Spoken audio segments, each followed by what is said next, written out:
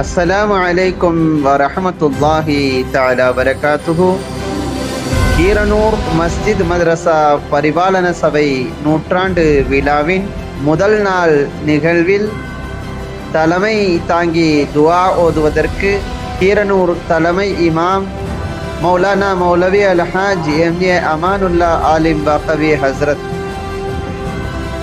ஆன்மீக சொற்பொழிவு ஆற்ற மௌலானா மௌலவி ஹாஃபித் அல்ஹாஜ் முஹம்மது அலி அன்வாரி ஹசரத் கிப்லா, முதல்வர் தாருல் உலூம் யூசுஃபியா அரபிக் கல்லூரி திண்டுக்கல். மௌலானா மௌலவி ஹாஃபித் அல்ஹாஜ் எஸ்எம் சையது ஈசா ஃபைசி ஹசரத் உடுமலை.